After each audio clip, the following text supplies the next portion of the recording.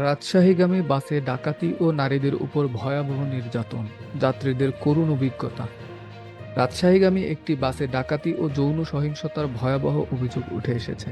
গত 17 ফেব্রুয়ারি গভীর রাতে ঢাকা থেকে ছেড়ে যাওয়া ইউনিক রোড রয়্যালস পরিবহনের বাসটি প্রায় 3.5 ঘন্টা ধরে ডাকাতদের নিয়ন্ত্রণে ছিল।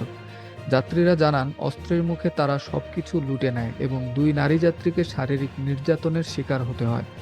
বাসের যাত্রী সোহাগ হাসান জানান, বাসে ওঠার পরই ডাকাতরা ছুরি ধরে সবাইকে চোখ বন্ধ রাখতে বলে। বাধা দিলে মারধর করা হয়।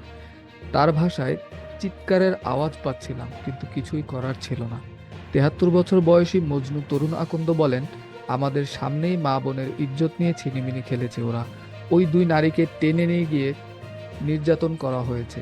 যাত্রীরা বলছেন, বড়াইগ্রাম থানায় নেমে ওই নারীরা পুলিশের সামনে তাদের উপর চালানো নির্যাতনের কথা বলেন, কিন্তু নাটোর ও টাঙ্গাইলের পুলিশ বলছে নির্যাতনের কোনো অভিযোগ তারা পায়নি এবং কোনো মামলা হয়নি। এ ঘটনায় পুলিশ বাসের চালক, সহকারী ও সুপারভাইজারকে আটক করলেও পরে তারা জামিনে মুক্তি পান। তবে বাসের যাত্রীরা প্রশ্ন তুলেছেন, এত বড় অপরাধের পরও কেন এখনো প্রকৃত দোষীদের গ্রেপ্তার করা হয়নি। নতুন আপডেট পেতে আমাদের চ্যানেল সাবস্ক্রাইব করুন, ভিডিওটি শেয়ার করুন এবং কমেন্টে আপনার মতামত জানাতে ভুলবেন না। ধন্যবাদ।